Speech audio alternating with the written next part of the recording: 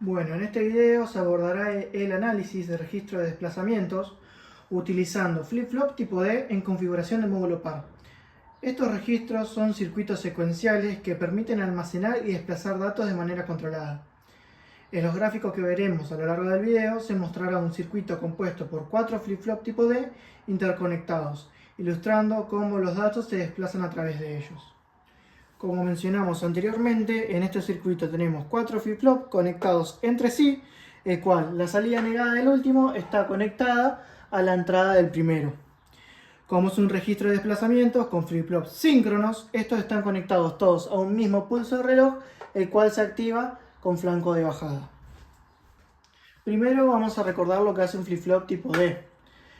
En síntesis, lo que hace es que cuando llega un pulso de reloj, este flip-flop memoriza el dato que tiene en su entrada y lo saca por su salida. Entonces, sabiendo esto, vamos a pensar que todos los flip-flops están memorizando un 0. Así que si el último flip-flop tiene un 0 en su salida negada va a ser un 1, ¿no? Entonces, cuando llegue el primer pulso de reloj, el primer flip-flop va a memorizar un 1. ¿Y qué va a pasar con el 0 que estaba acá? Lo va a memorizar el segundo. ¿Y qué va a pasar con el 0 que tenía el segundo? Lo va a memorizar el tercero. Y así sucesivamente. Así bien, como el nombre lo indica, este 0, que es el primer dato, se va a ir desplazando de flip-flop a flip-flop a medida que los pulsos vayan activando los flip-flop tipo D. Como vemos acá, este 0 recibe un pulso de reloj, se va a pasar hacia el segundo. Y así con todos los datos. Este 1 va a pasar hacia acá, hacia acá. Va a pasar por todos los flip-flops.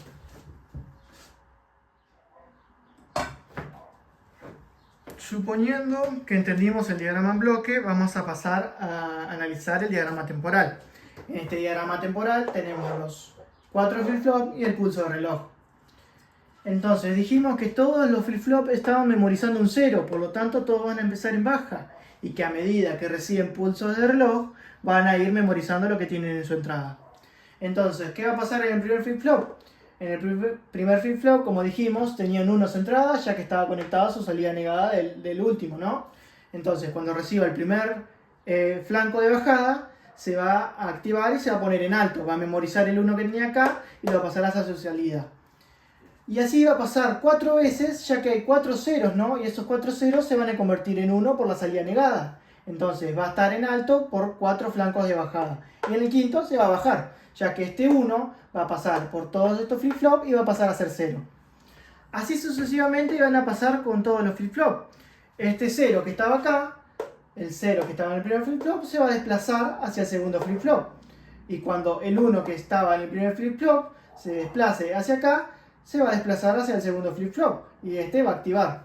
Y así sucesivamente con los 4 flip-flop.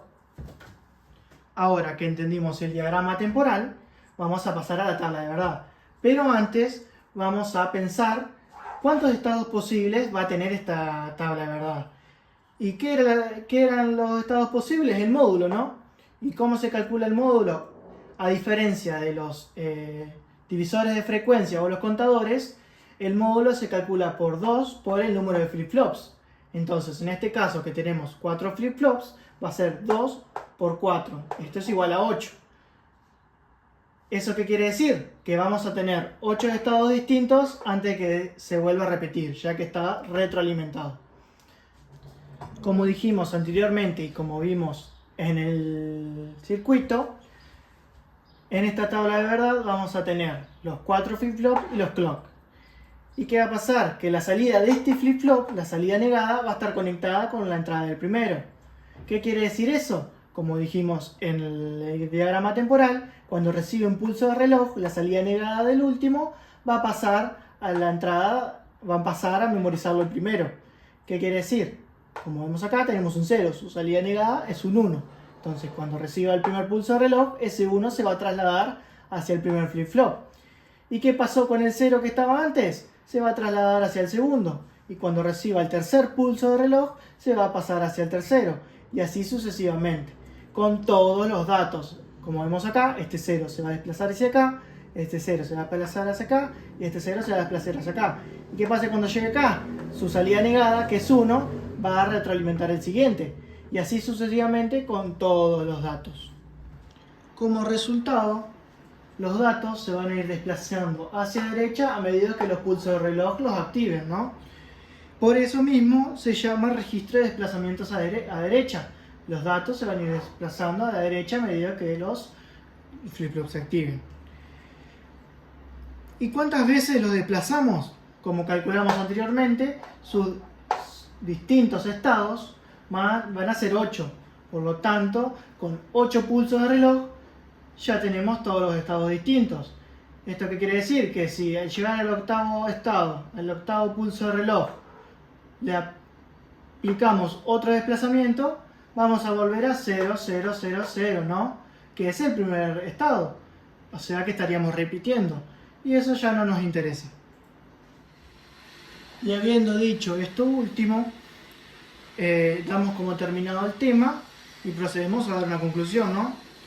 En este trabajo, ¿qué aprendimos? Aprendimos cómo trabaja un registro de desplazamiento mirando su circuito, su diagrama temporal y su tabla de funcionamiento. Vimos que con cada pulso de reloj los bits se van desplazando de flip-flop en flip-flop, permitiendo que los datos se muevan a lo largo del registro.